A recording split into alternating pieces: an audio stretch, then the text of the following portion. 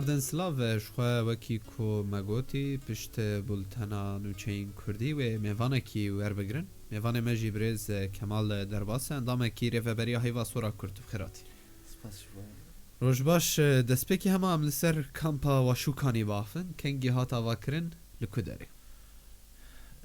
Spas ji bo we jî got ev derfetdama got dikaribû nekî ser got êş û azariyên ê got xelkên Serêkanî û Girêsipî rastî jî jiyan dikin di vê dema zivistanî de. Ev kamp dikarî bêje yekê meha 11 hat avakirin got dest pê kirin piştî êrişên dewleta Tirkiye da girker û çeteyên bi ser vê nave nîzî 300,000 insan ji Girêsipî û Serêkanî koçber bûn. Planiya wan kesana ego çûn bajarê Hesekê ji ber got bêtir mirov kes çûn cem mirovê xwe ego mirovê jî tune bûn nêzî heştî dibistanî xelkên Serêkanî û Girêsipî ketin wê de kirin. Wek rêveberiya xweser û hêva sora Kurdî giringiyek heye got kampek were avakirin ji bo van kesên got dibistana de û kesên hinek hejmar malbat hene got 8 mal yani cem malbateke me dîpê giringiyek bi vî şiklê heye me kampek bi navê Waşûkanî hat avakirin û ji xwe niha jî hejmarekî baş millet hatiye kampa Waşûkanî. Jmara malbatan di kampê de çi qas e? Niha gur hejmara got niha heta du êvarî jî hejmar nêzî 920 malbatî belkî zêdetir jî 920 kon hinek ji wana konin jê belkî mesela keç û diya xwe bin sen 2 malbat tên hesibandin têde ne 5,000 insan niha derbasî kampa Waşûkanî bûne li wê dekê û hêdî jî proje berdewam e yani kamp heta ji bo 3,000 kon hatî amadekirin yani hezirî wî li gor wênan e. Baş rewşa mirovahî li kampê hûn çawa dibînin? Rewşa mirovahî rastî rewşek belkî zêde ziman nikaribêje yan jî zêde û çawa bêjim mirov dema tinek tişt bi çavê xwe dibîne yan di nav van koçbera ciyan dike hestê wê ne hinekî cuda ye. Belkî ez çi qasî nabibêjim çi qasî êş û azariyên got ew millet tê derbas bûne yê got hîn ji azariyên got ji malê xwe koçber bûn û niha di kampa jiyan dikin ew bi xwe yani êşek e êşa di duwa jî got heta niha em wek saziyên mirovahî ên navnetewî û taybet jî UN heta na xwedî li wan kesa derneketiye tenê karê got heta niha dibe heyva sora Kurd dike û rêveberiya xwe ser dike hemû tişt niha li ser milê van her du em bêjin aliyan yani. Ti rêxistinê xeyrî em jêr dibêjin yê destekê ji bilê heyva sora Kurd kesek alîkariya pêşkêş dike?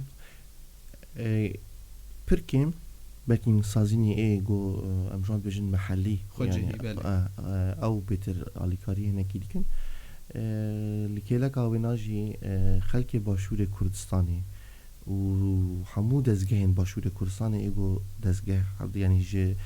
roja ewil got koçberî çêbû heta aneka jî got her alîkariya wana ji bo gelê Rojava berdewam e ne tenê wek ji bo alîkarî dema got tu dibîne kesekî ji perçeyekî di Kurdistanê li kêleka êşa te li kêleka vî milletî disekine aliyê wênî manewî daha belkî bêtir ew radê got çînin heta çi astê çi radeyê têrê dikin vêna nabêjin ama aliyê wênî manewî gelekî ji bo me wek xelkê Rojava wek heyva sora Kurd jî tişekî pir taybet yani. Ji xwe te behsa destekê ji Başûrê Kurdistan kir. Dezgeha barzaniya xeyrî em jî re dibêjin SAIF ji xwe jmara wan çend bûn ew hedî ji were hatin çend bûn herweha cûrê alîkariyê çi bûn cil bûn xwarin bû vexwarin bûn yan jî derman bûn? Bi giştî yani dezgeha berzanî got 6 hetana 6 kerwan derbas kirine 3 kerwan ji wana ê got wan anî bûn bi xwe wek dezgeh 3 kerwanê dî jî saziyek navnetewî destek دامه درێکا دەستگاها بەرزانیا خێرخوازی دەرباسی ڕۆژاوای کوردستانی بوون ئەوەنا ئەف هەرسیێ vêz behsa wan dikim êgo saziyek navnetewî şandî bûn kom bûn esfinc bûn betanî bûn tiştên paqişkiriniyê bûn jê dibêjin ê berê wêna dezgaha berzanî ji bo aliyê xwarinê û av û em bêjin derman desteya tenduristiya dihokê bixwe jî di Erebê derman şandin gelek saziyên êgo li Silêmaniyê jî diman gelek sazî bixwe li Hewlêrê jî diman wek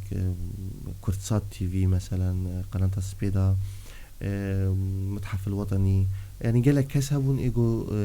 wan jî gelek alîkarî şandin ji bo Rojavayê Kurdistanê. Em behsa di dema çileyê de bikin çi pêdivî û pêwîstî gerekin lazimin hûn wekî heyva sor çi pêwîstî ji bo we vê bên pêda kirin destpêkê dixwazim bêjim yanî alîkarî a ku lazim e gelek tişt kêm in gelek tişt lazim in rewşa Rojava jî diyar e yanî bê aliyê wenî sînorî çawan e aliyê dorpêşkirinê çawan e tiştê herî girîng ku heta niha saziyên navnetewî derbasî vê kampê nebûn çima mesela cana em ji xwe dipirsinê min çima heta niha sazî derbasî kampekî ku nêzî 300,000 insan koçber bûye ka saziyên navnetewî ji vê koçberî kişî li ku ne çi dikin karê wan çi heger ku rojekî di vê demê de û di van roja de tu xwedî ew qas millet dernekeve fem tu dikarî tê çawa bêjin tu saziyek navnetewî yê yan jî rêxistinek navnetewî ji bo koçber tu çima heta niha bi erkê xwe re nabe gelek pirsin ku em ji wan jî dipirsin û em diriya radiya we jî wan dibêjin hûn ê kengî xwedî li vî milletî derkeve yani heta kengî dîsa jî bêjim yani me wek heyva sora Kurd li vê beriya xwe ser em neman sekinî ji bo ku em destê xwe dênin ber rûyê xwe û milletê me yê pismamê me ne xalê me ne zarokê apê me ne hevalê me ne êgo ji xelkê serêkanî koçber bûne helbeten ku em destê xwe dalanîn ber rûyê xwe bende saziyê navnetewî nasekinin ku bên pirsgirêka me ji bo me vî milletî hel bikin me dî pêwîstî heye heta niha jî karê ku niha heta niha dibe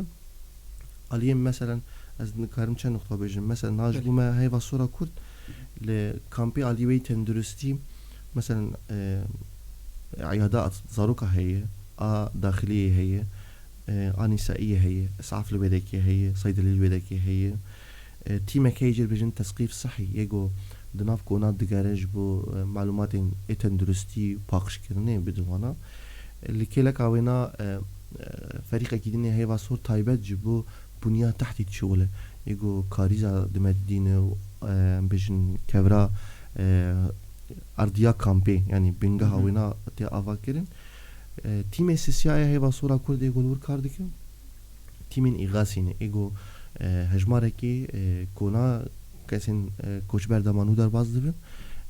جبونا همو مالک ساق حاضر دکن یعنی همو پیدویه کن دما مالباتک در باز بهم وکی هیوا سورا کرد هم وان در باز دکن کونی وانا داتینن حاضر دکن بطانی اسفنج تشتین گو حاضریه مالک ساق ام تسلیمی وانا دکن ام وان بجی دکن یعنی اف کارجی گو هیوا سورا کرد انا لویده گیرک او کسی گل دبستانا بجهبون الحسكي و قامشلوبه و دفرین دنجی او و گو هستن کامپا و شوکانیان چان یعنی قسمك هبون ایگو روشان دهاج دبستانا خرابتر بون او هیدی نهاتین شخوا هجمار مشتر قلت حتى 3,000 كون وهبه دم پیج يعني روشا کامپی هیدی باش ببه او کسی دبستانا جی و ورن کامپیش برگو روشا دبستانا نزده آواز ده باشه و روشا کامپی هیدی خدمات لکامپی باشتر دبن آلیوینی بيجن آلیکاریه آلیوینی بنگهین يعني daha baştır demiş biyoloji deme peşte hedi ve halk am çavat bejin yani am bejin gereki ew bixwe werin ne kesekî ji wan re bêje ha hûn ji dibistanê derkevin û werin wê de ki biryar awanayê ew ku baş bibînin بخوا ورن ودکی به باشتر بیان دهات بیستم مثلا هندک جه خلکی باجارو که گریسپی جل کامپا و شوکانی هبوی برسوا و چیه دور بجه بونه جبو کامپا و شوکان جبو خلک گریسپی نه کامپاک رقای هاتی آوا کرن او کامپا هانی خلک گریسپی چون ودکی کامپا تلسمن تمام تلسمن جي شخوا او جي نفس عين تشيروكا واشوكانية كسي ناسازينا نتوي كس نكديه ديساجي هي باصورة كور و ريفابريا خسر تاني او بفيكاري رادبن و او ويكاري ديكن جبولوجي كي هجماري بيتر يگو كسين جبرگو گريسبي بيتر نزيكي رقای بو کسی ندام شر دست بیکه او کسی نقول ویده که بون گله جوانا کوچبر بون چون رقای جبوره که تلسمن هاد آوا کرن لویده که حال ویده که بجیده بنیان شو خواه هری داوی دبستانه که لکامپه وکریه آگاهین کون سر بدن شماره دبستان آج بو زارو کم بل نها دبستان شو خواه دسته پرورده هی لویده که او کار ایوانای نه می بلکی وقت دستک آلیکاری دادن وانا جبو همون سازین ایگو بخوازن کار بکن دم پیش دوی دکی دهن دبستان بین هنه گلک تشتین ایگو ورن آوا کرن ام بوک هیواز مگود جی جبرگو سازین نافنتویتین ام هیواسور و ریوبری خواسر وی کاریگیشی دیکن اما دستکی بدن همون سازیان ایگو درباسی وی دکی و نتنش بو سازیا دزگاه پروردیان وی چه برانش بینه پیشکش کرن برانش ریوبری خواسرن يعني وكي منهاجي في خوندنا زاروك عيني منهاجي جو بري شخوا ماموستي جو ساري كاني هاتنا وبخوا درزادن و ام يعني كسي جو جبر كوشبر بونه عيني ورن لجي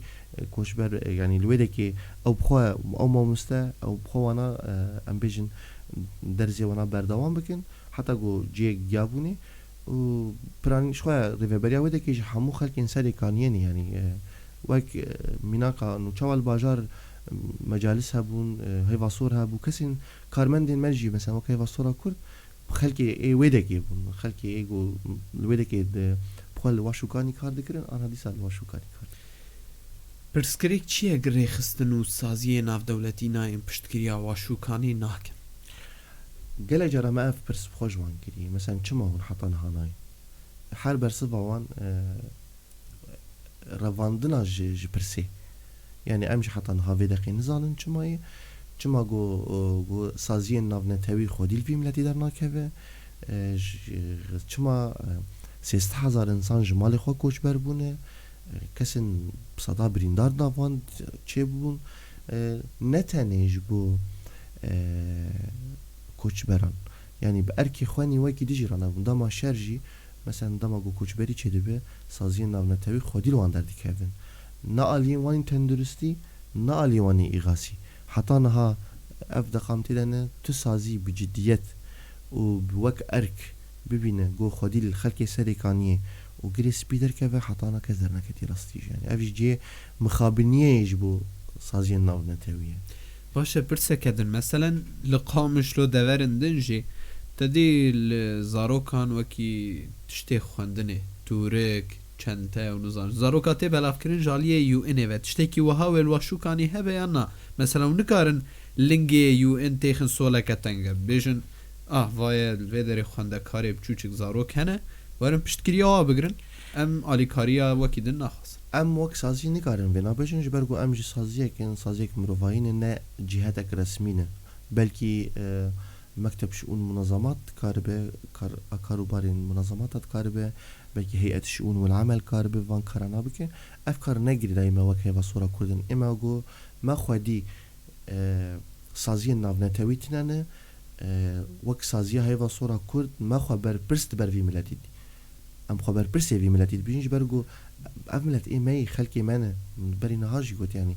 هجر إيرو وك روجا إيرو هجر أز خدي الفي ملتي در نكافم لكي لك في ملتي شوف حي صال جو هر دميده هر دقيقة ده خوشي ونخوشي ده هي وصورة كرد لكي لك في جاليبو هم ده تغيني جو داعش بيك آنين هم جو ده كوچ بريه ده هم جو ده شواطم يعني بيجن مال شوتين ده غير كسين جو لآفيد فاتسين هر تم اوکی و صورا کرد ما شو ام يعني ضروري في ملتينه ام ايش وازاريه في ملتي دبينن جبولوجي هر دقيقه جرك امريكا لك في ملتي بن جبولوجي ما خدي جرك ام لازم لك خلق انجليزي بي واشو كادي بساكنين خدي بيداويستيه تايبت مثلا اي معاقيان جي وكيدن ده كامبي ده هرتش بوان ترخان كريا مثلا اي معاق كرسي اكجير لازمه مثلا اف تشتي وها ونيچها بكنج بوان مثلا هذا يعني تشي قول جور امكانه درفته امكانه دسي هي وصول هنا امي حموتي خن خدمته واشو كاني ده حموتي خن خدمته خلقي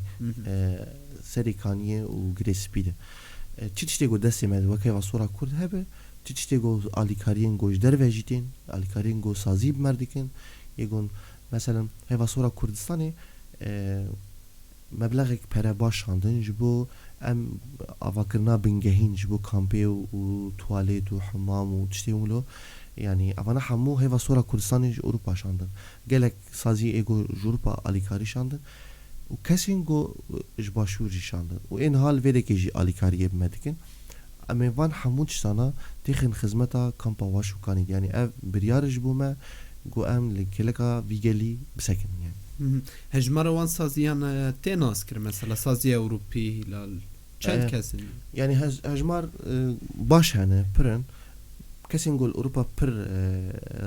اليكاري كن حطانا هي وصورة كردستانية و روجا صورة او بيتر ايجو كامبانيا جبو خلكين جريسي بيوسريكانين شكرن لويدكي جبرگو نکاری بون زده غراد بشاندانا اليكاري بشاندانا دريا سينوراره پره ریکرن لگوروان پراناجی مقدار وان هاتيا ناس كرن قالوا يا هي وصورة يعني نيزي حطانها نيزي $500 شاندن جبو avakarna bingehin ya kampi yani bejin tişten ego bingaha kampi pedi avakirin yani. باشه گوتنه که داوی بانگوازیات بو رخصتن ناو دولتی ام نکارم بجن بانگوازی جبرگو راستیه که البر چاوایی و هر کس البر چاوی خود بینی yani اف ارکه نه بانگوازی ارکه کی گو سازی ناو نتوی خودیل خلکی سریکانیه و گریسی پیدر کفن جبرگو تو دمات بيجي از سازيك ناف دولتي ما ناف نتوي ما از اركي من جو انسانك لداويا دنيا جي بس خودي لي دركفم از باورم خلكي سريكاني وجريسي بيجي جوي دنياين و وش عردي خوج مال خو کوچ بربونه تو چاو خودي لواندر ناكف از بينم اركي واجبه گره خودي لي دركف كمال درباس اندامكي ريفابريا هيفا صورة كرد جالكس باس بو فيدرفت سپاس بو وش بو بويد گالکس پاس کوجی تماشا کر شو هم دیگه جن داویا بش خوی هفدیتنه پشتو جی گلک آگاهی نوید گلا واسبه ده بوره بین پار وکرن بن داوری می بن هر شاد و بختور بن